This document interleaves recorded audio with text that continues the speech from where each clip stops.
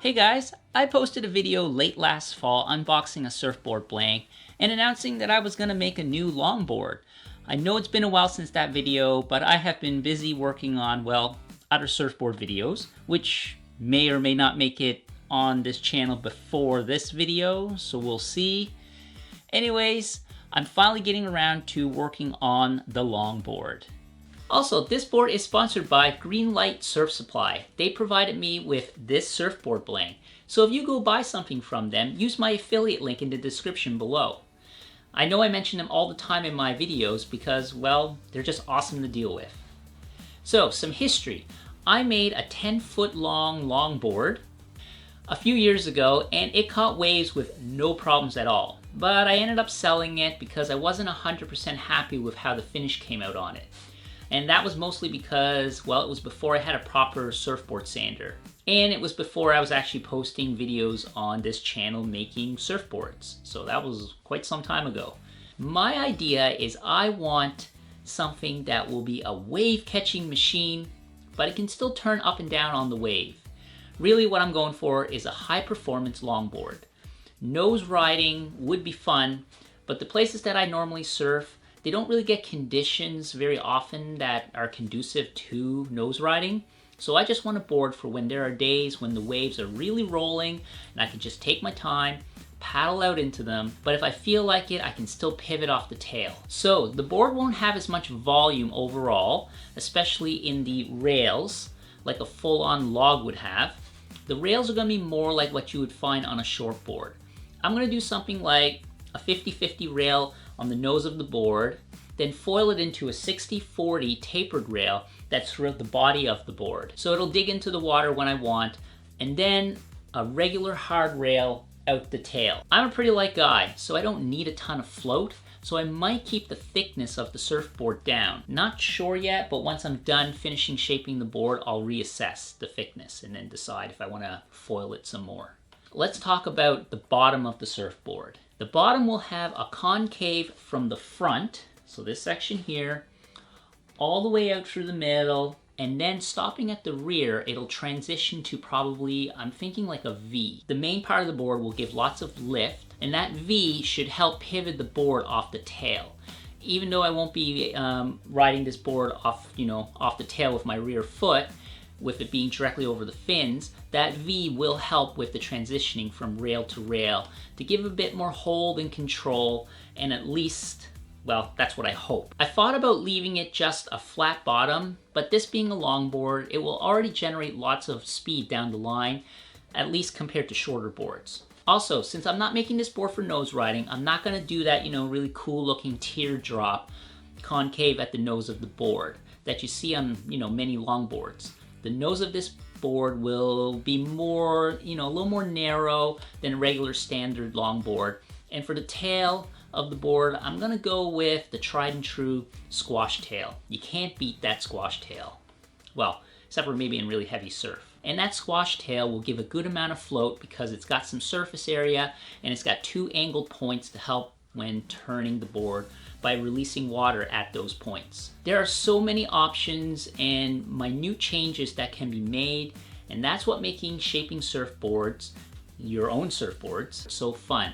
Sometimes you luck into a design that really works for you, or you might get a design that just plain sucks, and you take it as a learning experience to hone your abilities. I'm just designing this board based on what I've read from all the boards I've ridden. You really don't know how a board is going to perform until you actually take it out into the lineup. But the pursuit of making a board that performs the way that you hopefully intend it will, is what makes all of this really fun. Or even if the board doesn't perform as expected, it should still be fun, or else you're just going to get frustrated. And trust me, I've shaped a couple duds in the past. So I take it as a learning experience, and it's just, for my own enjoyment. All right. So enough yapping, let's get shaping. The template that I am using is from blendingcurves.com, an awesome site. I just grabbed the Long B 9.8 by 22.75. I think it's got the shape that I'm going for, and you can also design your own template. Take a picture of a board and scale it up using a graphics program, or trace a board you like, or just freehand on the blank.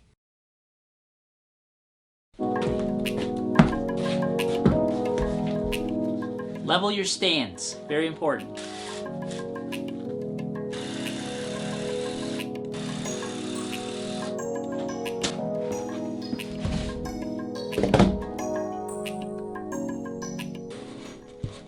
Nice wide stringer. That's gonna look real nice.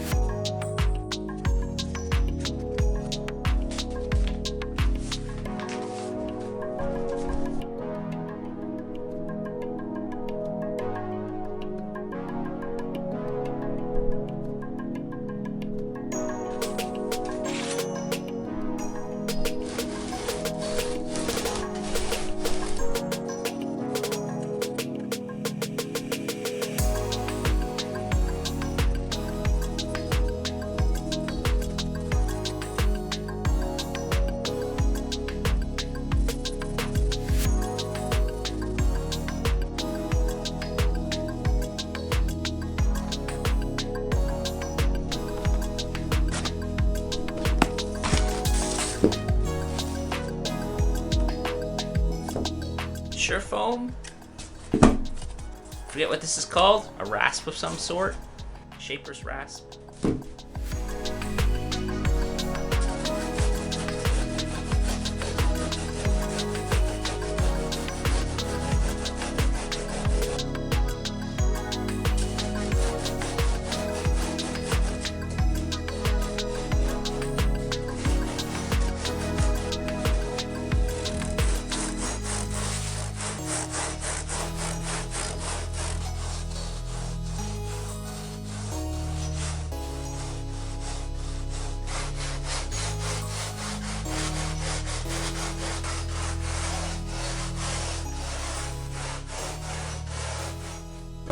What I'm doing here is I'm going to level this so that it's very straight. You want to make sure not to be like up on an angle. This is exaggerated, of course, but you want to make sure to keep this pretty perpendicular to the board.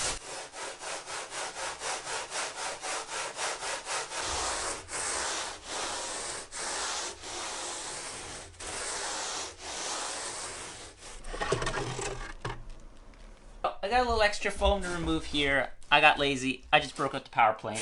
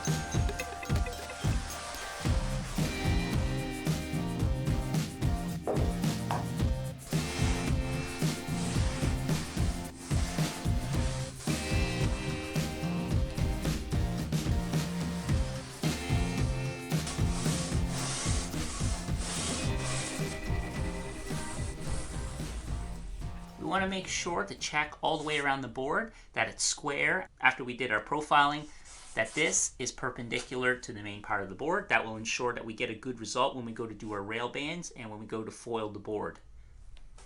So check it all the way around. So I'm just going to take a measurement with my big caliper here at the 1 foot mark, the 2 foot mark, midpoint, and then 1 foot from the rear, etc. just to get a sense for the thickness of the board and see how much I need to thin it out, because it is obviously way too thick. At the 1 foot, I'm at 2 inches. That's really got to come down so I can thin this out. That'll be the next step. I want to mention something real quick here. I've mentioned in all my other shaping videos, when you're doing the outline, if your template that you've traced out is off by a little bit, that's okay. Don't follow it exactly. You want to have nice smooth arcing lines all the way down. Take long even passes up and down. Start at the nose, work your way to the tail, and then from the tail all the way to the nose. Don't sit in one spot and scrub away at it. You're going to get a divot. That's not how you get a nice smooth shape that's even on both sides. You want it to flow. So don't worry about if both sides are exactly perfect. Worry more about the shape that flows. So if I walk up and down this board, you can see here how even that looks on both sides actually.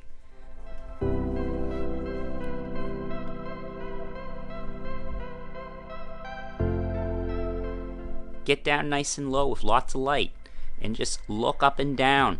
Check out that profile. Make sure there's nothing weird looking. That's how you get a good result. I can't stress enough, make sure you have a lot of good lighting.